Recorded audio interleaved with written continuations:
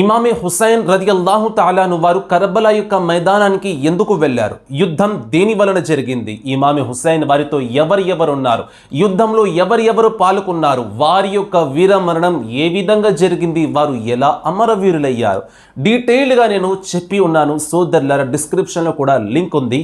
Karbala యొక్క పూర్తి గాథను తెలుసుకోండి సోదరులారా. ఎప్పుడైతే మన యొక్క ఇమామే హుసైన్ రదియల్లాహు తాలాను వారు అమరవీరులయ్యారు, దాని తర్వాత యజీద్ యొక్క సైనికులు ఏం చేశారంటే ఇమామే హుసైన్ రదియల్లాహు తాలాను వారి యొక్క తలను తీసుకొని ఒక కర్రలో గుచ్చారు. కుచ్చి ఊరంతా తిప్పుతున్నారు ఊరేగింపులాగా సోదరులారా. దాని తర్వాత కూఫాలో ఉన్న ఇబ్నే జియాద్ యొక్క ఆఫీసులో ఆ తలను తీసుకువెళ్ళడం అనేది జరిగింది.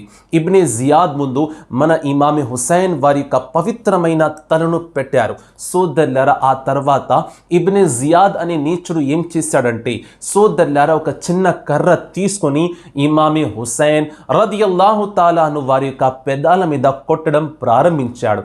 పళ్ళ మీద కొడుతున్నాడు సోదరులారా. ఈ యొక్క దృశ్యాన్ని అక్కడ ఉన్న ప్రజలందరూ చూస్తున్నారు. ఆ సభలోనే మహాప్రవక్త వారి యొక్క ప్రియమైన సహాబీ ఉన్నారు. ఈ దృశ్యాన్ని చూసి ఆయన కళ్ళల్లో నుండి కన్నీరు వస్తుంది.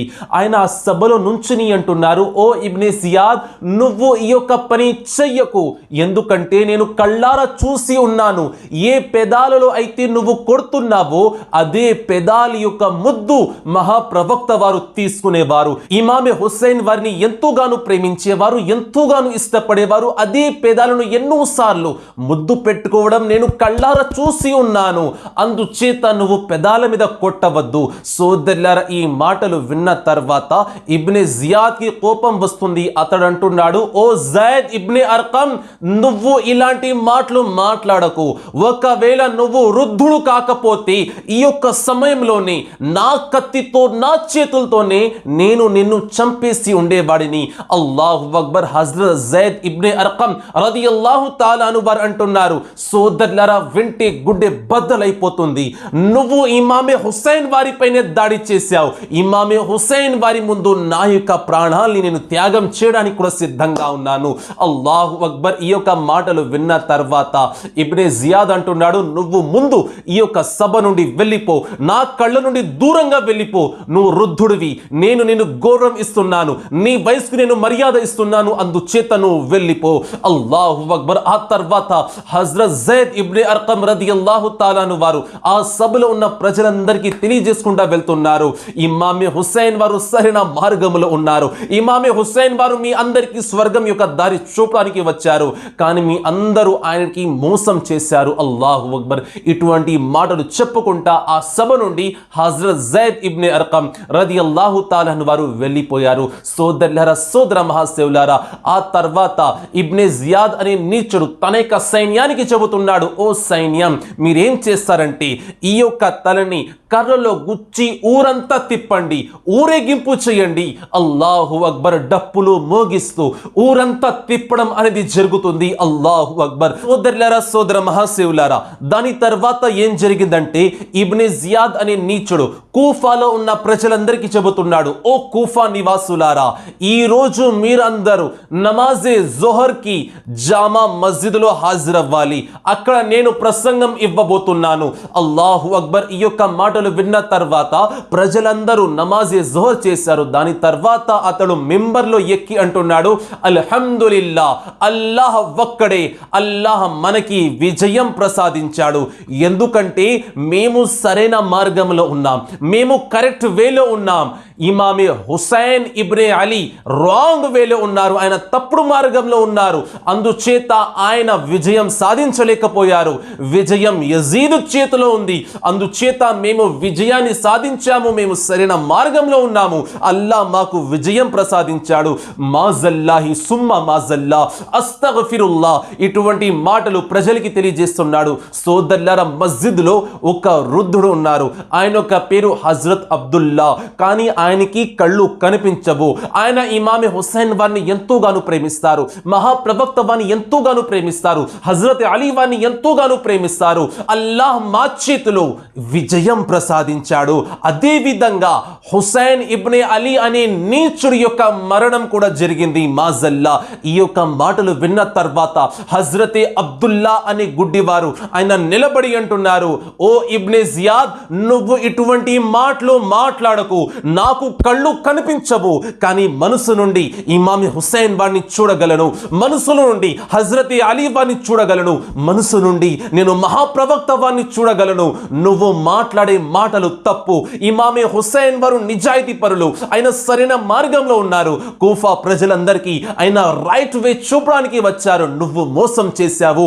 అల్లాహు అక్బర్. ఈ యొక్క మాటలు విన్న వెంటనే ఇబ్నే జియాద్ తన యొక్క సైన్యానికి చెబుతున్నాడు, ఓ నాయక సైన్యం, ఈ అబ్దుల్లాని వెంటనే ఖైదీ చేయండి, బందీ చేయండి. అల్లాహు అక్బర్. ఈ యొక్క మాటలు విన్న తర్వాత అక్కడ ఉన్న గ్రామ నివాసులు అంటున్నారు, దయచేసి ఈయన పైన దాడి చేయవద్దు, ఎందుకంటే ఈయన గుడ్డివారు, ఈయన సంపాదించరు, ఈయన మస్జిద్లోనే ఉంటారు, అల్లా యొక్క ధ్యానమే చేస్తారు, ఈయన పొద్దు నుండి సాయంత్రం దాకా అల్లా యొక్క ధ్యానంలోనే లీనమైపోయి ఉంటారు, కనుకనే ఈయన పైన దాడి చేయరాదు, ఈయన పైన దాడి చేస్తే మేము ఊరుకోము అని గ్రామ నివాసులు అందరూ ఒక మాటలో నిలబడి ఉన్నారు. సోదరులారా, ఆ సమయంలో ఇబ్నే జియాద్ తన యొక్క సైన్యానికి చెప్పాడు, అయితే విడిచిపెట్టండి, ఇతనికి ఎవ్వరు కూడా దాడి చేయరు, అదే విధంగా ఖైదీ కూడా చేయరాదు అని చెప్పి అక్కడ నుండి వెళ్ళిపోయాడు. సోదరులారా, ఆ తర్వాత ఇబ్నే జియాద్ ఏం చేశాడో తెలుసా? అతడి మనసులో ఒకే ఒక కోరిక, అబ్దుల్లాని నేను ఏ విధంగా అన్న చంపాలి, ఎందుకంటే అతడు అందరి ముందు నన్ను అవమానపరిచాడు, అదే విధంగా అందరి ముందు నన్ను చులకనగా భావించాడు, అందుచేత నేను వెంటనే ఆయన్ని చంపాలి. అల్లాహు అక్బర్. సోదరులారా, ఇబ్నే జియాద్ ఒకరోజు ఏం చేశాడంటే హజరత్ అబ్దుల్లా వారిని పిలిపించాడు. హజరత్ అబ్దుల్లా వారు హాజరయ్యారు. ఆ సమయంలో అతడు వెన్నెపోటు పొడిచాడు. హజరత్ అబ్దుల్లా వారికి కళ్ళు కూడా కనిపించవు. అల్లాహు అక్బర్. ఆయన అమరవీరులయ్యారు. ఇన్నా లిల్లాహి వ ఇన్నా ఇలైహి రాజిఊన్. సోదరులారా, ఇమామి హుసైన్ వారి యొక్క ప్రేమ ఉన్న ఆ యొక్క గుడ్డి మనిషి హజరత్ అబ్దుల్లా వారు అమరవీరులయ్యారు. సోదరులారా, సోదర మహాశివులారా, ఇబ్నే జియాద్ ఎంతో తెలివిగా ఆయన యొక్క శరీరాన్ని ఒక తాడుతో కట్టి చెట్టు కింద ఏలాడదీశాడు. సోదరులారా, సోదర మహాశివులారా, గ్రామ నివాసులందరికీ తెలియజేశాడు, ఎవరైతే యజీద్ కి వ్యతిరేకంగా మాట్లాడతారో వారి యొక్క గతి కూడా ఈ విధంగానే అవుతుంది. సోదరులారా, ఈ విధంగా ఇబ్నే జియాద్ గ్రామ నివాసులపైన అత్యాచారం చేశాడు, ఇమామే హుసైన్ వారిపైన అత్యాచారం చేశాడు. ఇప్పుడు ఇబ్నే జియాద్ అనే నీచుడు అతడి యొక్క సైన్యంకి ఆదేశం ఇచ్చాడు, ఇప్పుడు ఇమామే హుసైన్ వారి యొక్క తలను యజీద్ వద్దకు తీసుకువెళ్ళండి, అది దమిష్క్ యొక్క నగరం. సోదరులారా, ఆ యొక్క సైన్యం ఇమామే హుసైన్ వారి యొక్క తలను తీసుకుని దమిష్క్ వైపు బయలుదేరింది. సోదరులారా, దారిలో వెళ్తూ వెళ్తూ రాత్రి అయిపోయింది. ఒక నగరంలో వారు విశ్రాంతి కోసం ఆగినారు. ఎప్పుడైతే వారు ఆగారో భోజనం చేసిన తర్వాత వారు కళ్ళారా చూశారు, ఆ నగరంలో ఉన్న గోడలపైన రాసి ఉంది ఏమిటంటే, ఇమామే హుసైన్ వారిపైన దాడి చేసిన యజీద్ స్వర్గానికి వెళ్తాడని మీరు ఏ విధంగా ఆశిస్తున్నారు అని రాసి ఉంది. సోదరులారా, ఈ యొక్క కలిమాను రాసి ఉండడం చూసి ఇబ్నే జియాద్ యొక్క సైన్యం వెంటనే వెళ్ళి ప్రశ్నిస్తున్నారు నగరం నివాసులకి, ఇది ఎవరు రాశారు, మీలో ఎవరైనా రాశారా? సోదరులారా, ఈ మాటలు విన్న తర్వాత గ్రామ నివాసులు సమాధానం చెబుతున్నారు, వీటి గురించి అయితే మాకు తెలియదు, కానీ దీని గురించి రాహిబ్కి మాత్రం బాగా తెలుసు. ఎప్పుడైతే వీరందరూ కలిసి రాహిబ్ వద్దకు వెళ్ళి ప్రశ్నిస్తున్నారు, ఓ రాహిబ్, నీకు వీటి గురించి ఏమి అవగాహన ఉంది, దీనిని ఎవరు రాశారు అని అంటే రాహిబ్ సమాధానం చెబుతున్నాడు, దీనిని ఎవరు రాశారు అయితే నాకు తెలియదు, కానీ మా యొక్క పూర్వీకులు చెబుతా ఉండేవారు, మహాప్రవక్త సల్లల్లాహు అలైహి వసల్లం వారు ఇస్లాం ప్రచారం చేసే 500 సంవత్సరాల ముందు నుండి రాసి ఉందని మా పూర్వీకులు సమాధానం చెప్పేవారు. అల్లాహు అక్బర్. సోదరులారా, దాని తర్వాత రాహిబ్కి తెలిసింది ఏమిటంటే, ఇమామే హుసైన్ రదియల్లాహు తాలా వారి యొక్క పవిత్రమైన తల వీరి దగ్గరే ఉంది అని. రాహిబ్ ముస్లిం కాదు, అతడు కాఫిర్. అతడు ముందుకు వచ్చి ప్రశ్నిస్తున్నాడు, మీలో నుండి ఒక సువాసన వస్తుంది, ఎవరి దగ్గర నుండి అయితే వస్తుందో నాకు తెలియదు, కానీ ఈ సువాసన చాలా అద్భుతంగా ఉన్నది. సోదరులారా, దాని తర్వాత హజరత్ సకీనా వారు అంటున్నారు, ఈ సువాసన నా యొక్క తండ్రి అయిన ఇమామే హుసైన్ రదియల్లాహు తాలా వారిది. సోదరులారా, ఆయన ప్రశ్నిస్తున్నారు, ఎవరు మీ యొక్క తండ్రి అని అంటే హజరత్ సకీనా వారు సమాధానం చెబుతున్నారు, ఆ యొక్క కర్ర మీద ఎవరిదైతే తల ఉందో ఆయనే నా యొక్క తండ్రి వారు. అల్లాహు అక్బర్. ఎప్పుడైతే రాహిబ్ ఆ యొక్క తలని చూశాడు, ఆ యొక్క ముఖ అరవిందాన్ని చూశాడు, ఆ తేజస్సు గల ముఖాన్ని చూశాడు, చూస్తూ ఉండిపోయాడు. అక్కడ ఉన్న సైన్యాన్ని రిక్వెస్ట్ చేస్తున్నాడు, దయచేసి ఆ యొక్క తలని తీసి నా చేతిలో పెట్టండి.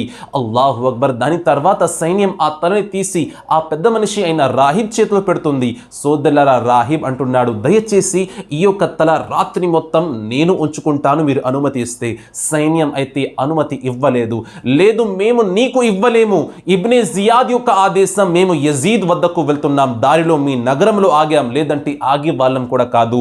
అల్లాహు అక్బర్. దాని తర్వాత రాహిబ్ ఏం చేశారంటే ఆయన దగ్గర ఎంత డబ్బు అయితే ఉందో ఆ సమయంలో ఆయన దగ్గర 1000 దీనార్లు ఉన్నాయి. ఆ 1000 దీనార్లు కూడా తీసి వారి చేతిలో పెట్టారు. ఆ సమయంలో డబ్బును చూసి వారు కృతిపడి దానిని అంగీకరించారు. ఇమామే హుసైన్ వారి యొక్క తలని తీసుకొని రాహిబ్ ఇంట్లోకి వెళ్ళాడు. ఆయన యొక్క పవిత్రమైన వెంట్రుకలని దువ్వెనతో సరి చేస్తున్నాడు, గడ్డాన్ని దువ్వెనతో సరి చేస్తున్నాడు, ముఖంలో అంటుకున్న దుమ్ముని తుడుస్తున్నాడు. సోదరులారా, అల్లాహ్కి ఈ యొక్క పని చాలా నచ్చింది. వెంటనే ఆకాశం నుండి ఇమామే హుసైన్ వారి యొక్క తల మీద ఒక తేజస్సు రావడం చూశాడు. సోదరులారా, ఈ యొక్క కరామత్ చూసిన వెంటనే ఇమామే హుసైన్ రదియల్లాహు తాలా వారి యొక్క పెదాలు కూడా కదులుతున్నాయి. చెవు దగ్గరికి పెట్టి చూస్తే ఖురాన్ చదువుతున్నారు మనైక ఇమాం వారు. ఈ కరామత్ చూసిన వెంటనే అతడు కలమా చదువుతున్నాడు, లా ఇలాహా ఇల్లల్లాహ్ ముహమ్మదుర్ రసూలుల్లాహ్ సల్లల్లాహు అలైహి వసల్లం. కలమా చదివి అతడు ఇస్లాంని స్వీకరించాడు. సోదరులారా, రాత్రంతా ఇమామే హుసైన్ వారి యొక్క ముఖ అరవిందాన్ని ముందు పెట్టుకొని అతడు ముద్దు పెట్టుకుంటున్నాడు, మాటలు మాట్లాడుతున్నాడు. పొద్దున ఎప్పుడైతే అవుతుందో అతడు ఇమామే హుసైన్ వారి యొక్క తలని వారికి అప్పచెప్పాడు. సోదరులారా, ఆ యొక్క సైన్యం ఆ నగరాన్ని విడిచిపెట్టి ముందుకు వెళ్తుంది. సోదరులారా, సోదర మహాశివులారా, ఎప్పుడైతే ఈ యొక్క సైన్యం ముందుకు వెళ్ళిందో రాహిబ్ ఇచ్చిన డబ్బుల్ని వారు పంచుకోవడం ప్రారంభించారు. ఎప్పుడైతే ఆ యొక్క సంచి తీసి చూశారో అందులో డబ్బులు లేవు, అందులో అన్ని కంకర్రాళ్ళు మాత్రమే ఉన్నాయి. సోదరులారా, రాత్రి చూస్తే డబ్బులు ఉన్నాయి, కానీ పొద్దున చూస్తే అవి కంకర్రాళ్ళుగా మారిపోయాయి. సోదరులారా, అల్లాహ్ దానిని కంకర్రాళ్ళుగా మార్చేశాడు. ఆ యొక్క డబ్బుని వారు ఆ కంకర్రాళ్ళను అక్కడే విసిరేసి ముందుకు వెళ్ళిపోయారు. సోదరులారా, సోదర మహాశివులారా, ఆ తర్వాత యజీద్ కి తెలిసింది ఇమామే హుసైన్ వారి యొక్క తల తీసుకొని ఇబ్నే జియాద్ యొక్క సైన్యం నా యొక్క ఊర్లోకి వస్తుంది, దమిష్కి రాబోతుంది, కొద్దిసేపులో వచ్చేస్తుంది. అతడు ఏం చేశాడంటే దమిష్క్ నగరంలో ఉన్న ప్రజలందరికీ ఆదేశం ఇచ్చాడు, ఈ రోజు హుసైన్ యొక్క తల మన యొక్క నగరంలో రాబోతుంది, కనుకనే మీరందరూ డప్పులు మోగించండి, సంబరాలు చేసుకోండి, ఉత్సాహంగా ఉండండి. అల్లాహు అక్బర్. సోదరులారా, అదే సమయంలో ఒక సహాబీ రసూల్, ఆయన యొక్క పేరు హజరత్ సుహైల్ రదియల్లాహు తాలాను వారు వచ్చారు దమిష్క్ నగరంలో. ఆయన వ్యాపారం కోసం వచ్చారు. వచ్చిన తర్వాత ప్రజల్ని చూస్తున్నారు, అందరూ ఉత్సాహంగా ఉన్నారు, సంబరాలు చేసుకుంటున్నారు. ఆయన ప్రశ్నిస్తున్నారు, ఈ రోజు మీ యొక్క ఫెస్టివల్ ఏమైనా పండగ ఉందా అని అంటే నగరం నివాసులు చెబుతున్నారు, లేదు లేదు, ఈ రోజు హుసైన్ ఇబ్నే అలీ వారి యొక్క తలని మా నగరంలోకి తీసుకువస్తున్నారు. యజీద్ సంబరాలు చేసుకుని ఆదేశాన్ని తెలియజేశాడు, అందుచేత మేము ఉత్సాహంగా ఉన్నాము. అల్లాహు అక్బర్. ఈ యొక్క మాట విన్న తర్వాత ఆయన యొక్క గుండె బద్దలైపోయింది. ఆయన అంటున్నారు, ఇమామే హుసైన్ వారు ఎటువైపు నుంచి వస్తారు? అతడు అన్నాడు, తూర్పు వైపు నుంచి వస్తాడు. సోదరులారా, సోదర మహాశివులారా, ఆయన వెంటనే తూర్పు వైపు పరిగెత్తడం ప్రారంభించారు. సోదరులారా, ఎప్పుడైతే ఆయన దూరం నుండి ఒక సైన్యాన్ని చూశారు, ఆ సైన్యం వద్దకు వెళ్ళి అంటున్నారు, ఇమామే హుసైన్ వారు మీ దగ్గరే ఉన్నారా? ఆయన యొక్క తల మీ దగ్గరే ఉందా అని అంటే వారందరూ సమాధానం చెబుతున్నారు, హా అవును, ఆయన యొక్క తల మా దగ్గరే ఉంది. ఆ కర్ర పైన చూస్తున్నావా, అదే హుసైన్ వారి యొక్క తల. మేము విజయాన్ని సాధించాము, మేము చాలా మంచి పని చేశాము. అల్లాహు అక్బర్. సోదరులారా, ఇమామే హుసైన్ వారి యొక్క తలని సహాబీ చూస్తానే ఉన్నారు. హజరత్ సుహైల్ వారు చూస్తూ చూస్తూ కళ్ళ నుండి కన్నీరు వస్తున్నాయి. ఆయన మోకాళ్ళ మీద నుంచుని ఇమామే హుసైన్ వారి పైన సలాం చదువుతున్నారు, అస్సలాము అలైక యా హుసైన్. సోదరులారా, ఈ యొక్క దృశ్యాన్ని చూసిన తర్వాత హజరత్ సకీనా వారు ప్రశ్నిస్తున్నారు, మీరు ఎందుకు ఏడుస్తున్నారు అని అంటే హజరత్ సుహైల్ వారు ప్రశ్నిస్తున్నారు, మీరు ఎవరమ్మా అని అంటే హజరత్ సకీనా వారు అంటున్నారు, నేను సకీనా బిన్తే హుసైన్, హుసైన్ వారి యొక్క కుమార్తె అయిన నేను సకీనాని. ఆ యొక్క తల నా యొక్క తండ్రి గారిది. హజరత్ సుహైల్ వారు సమాధానం చెబుతున్నారు, నేను ఎవరంటే మీ యొక్క తాతగారిని కళ్ళారా కళ్ళారా చూసిన వాడిని, నేను సహాబీని. హజరత్ సుహైల్ వారు సయ్యదా సకీనా వారితో అంటున్నారు, మీకు ఎటువంటి సహాయం కావాలన్నా చెప్పండి, నేను తప్పకుండా చేస్తాను. హజరత్ సకీనా వారు అంటున్నారు, అయితే ఒక చిన్న సహాయం చేయండి. మా తండ్రి గారిని ఏ కర్రలో అయితే గుచ్చారో వారి యొక్క తలని, ఆ కర్రని ముందుకు తీసుకువెళ్ళమని చెప్పండి. ఆ కర్ర ముందుకు వెళ్ళినట్లయితే దమిష్క్ నగరంలో ఉన్న ప్రజల యొక్క చూపు మొత్తం నా తండ్రి వారి యొక్క తల మీద పడుతుంది. మేము పరదాలో ఉంటాము, ఎవరి చూపు కూడా మా పైన పడదు, మేము సురక్షితంగా ఉంటాము. అల్లాహు అక్బర్. సోదరులారా, దాని తర్వాత హజరత్ సుహైల్ రదియల్లాహు తాలా అను వారు ఆ సైన్యంతో రిక్వెస్ట్ చేశారు, దయచేసి ఈ కర్రను ముందుకు తీసుకువెళ్ళండి. కానీ ఎవ్వరు కూడా ఆ తలను ముందుకు తీసుకువెళ్ళలేదు. సోదరులారా, దాని తర్వాత ఆయన స్వయంగా 4000 దీనార్లు తీసి వారికి ఇచ్చారు ఆ సైన్యానికి. ఆ సమయంలో సైన్యం ఆ తలను తీసుకుని ముందుకు వెళ్ళింది. సోదరులారా, ఈ విధంగా హజరత్ సుహైల్ వారు హజరత్ సకీనా వారు చెప్పిన మాటలపైన అమలు చేశారు. సోదరులారా, సోదరీమణులారా, డప్పులు ఎవరు మోగించారండి? దమిష్క్ నగరంలో ఉన్న ప్రజలు. ఎవరు మోగించమని చెప్పారండి? సోదరులారా, యజీద్ అనే నీచుడు, ఇమామే హుస్సేన్ రదియల్లాహు తాలా అను వారి యొక్క తల దమిష్క్ నగరం లోపలికి వస్తుంది. దీని తర్వాత పార్ట్ 2లో మనం చూద్దాం. కానీ గుర్తు పెట్టుకోండి, డప్పులు మోగించింది మాత్రం యజీద్ మరియు యజీద్ యొక్క సైనికులు. అందుచేత ముహర్రం నెలలో డప్పులు మోగించకండి. ఎందుకంటే మన యొక్క ఇమామే హుస్సేన్ వారు ఎప్పుడైతే అమరవీరులయ్యారో ఆ సమయంలో మనం డప్పులు మోగించాలా అండి? ఇది ఏ విధంగా సాధ్యం? ఒక్కసారి ఆలోచించండి. దీని తర్వాత ఏం జరిగిందో పార్ట్ 2లో చూద్దాం.